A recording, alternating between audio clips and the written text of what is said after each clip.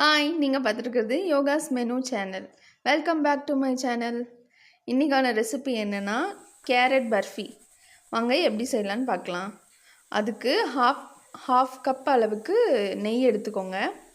Cup வந்து ஏதாவது ஒரு கப் எடுத்துக்கோங்க. அந்த கப்லேயே எல்லா இன்க்ரீடியன்ட்ஸுமே மெஷர் பண்ணிக்கலாம்.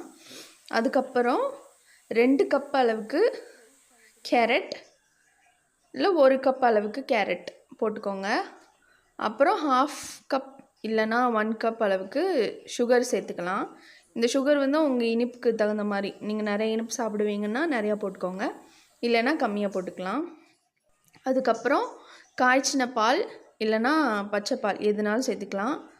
காய்ச்சின பாலாக இருந்தால் வேமா டிஷ் தயாராகிடும். 2 கப்ஸ் அளவுக்கு பால் சேர்த்துக்கோங்க. இதை நல்லா மிக்ஸ் பண்ணிக்கலாம். இந்த டிஷ் வந்து எப்படின்னா சிம்பிள்ன்றதை விட ரொம்ப ரொம்ப சிம்பிளான டிஷ்ஷு. ஏன்னா இந்த டிஷ்க்கு வந்து அது ஒரு பக்குவம் தேவையே கிடையாது. ஃபஸ்ட்டு ஸ்டார்டிங் குக்கிங் கற்றுக்கிறவங்களா இருந்தால் கூட இதை ஈஸியாக பண்ணிடலாம். இப்போ வந்து ஏலக்காய் தூள் சேர்த்துட்டு நல்லா மிக்ஸ் பண்ணிக்கலாம். ஆனால் இந்த டிஷ் பண்ணுறதுக்கு ரொம்ப பொறுமை வேணும். பொறுமை மட்டும் இருந்தால் சூப்பராக பண்ணிடலாம். ஒரு 2 மினிட்ஸ் ஒன்ஸ் வந்து நம்ம மிக்ஸ் பண்ணி விட்டுட்டே இருக்கணும். அப்புறம் ஒரு 5 மினிட்ஸ் கழித்து இந்த மாதிரி வரும். நம்ம மிக்ஸ் பண்ணிகிட்டே இருக்கணும். அப்போ வந்து அந்த தண்ணி வந்து கம்மியாயிட்டு கொஞ்சம் கெட்டியாகும். அதுக்கப்புறம் ஒரு 5 மினிட்ஸ் கழித்து இப்படி ஆகும்.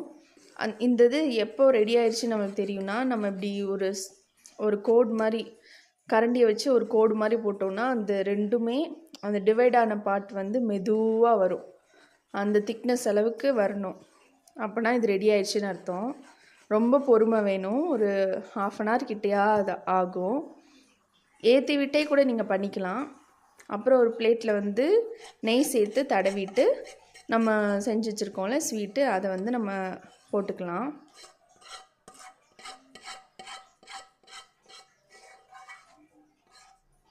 எல்லாத்தையும் நல்லா மிக்ஸ் பண்ணி போட்டுட்டு நல்லா ஸ்ப்ரெட் பண்ணி விட்டுட்டு பிளேட் ஃபுல்லாக ஸ்ப்ரெட் பண்ணி இந்த மாதிரி கொஞ்சம் நேரம் விட்டுருங்க. அது செட் ஆயிரும். செட் ஆனதுக்கப்புறம் நம்ம வந்து இது பீஸ் போட்டு எடுத்து வச்சுக்கலாம். அவ்வளோதான். ரொம்ப ரொம்ப சிம்பிளான ரெசிபி. யாருனாலும் ட்ரை பண்ணலாம். கண்டிப்பாக இந்த ரெசிபியை வந்து ட்ரை பண்ணி பாருங்கள், மிஸ் பண்ணிடாதீங்க. ரொம்ப சிம்பிள், ஆனால் டேஸ்ட் வந்து அல்டிமேட்டாக இருக்கும்.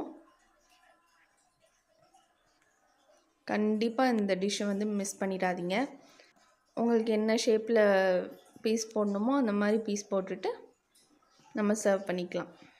இது வந்து கொஞ்சம் ஆறுறதுக்குள்ளே, நல்லா செட் ஆகிறதுக்குள்ளே இடையில போட்டுக்கோங்க. இந்த மாதிரி பீசஸ் போட்டுக்கோங்க. ஏன்னா நல்லா ஆற விட்டுட்டோன்னா அது வந்து ரொம்ப கெட்டியாயிரும். அதுக்கப்புறம் நம்ம பீஸ் போட முடியாது. அதனால தான் கொஞ்சம் ஆறின பிறகே பீஸ் போட்டுக்கலாம். அவ்வளோதான். தேங்க்ஸ் ஃபார் வாட்சிங். நம்ம சேனலை சப்ஸ்கிரைப் பண்ணிவிட்டு கூடவே இந்த பெல் பட்டனையும் கிளிக் பண்ணிடுங்க.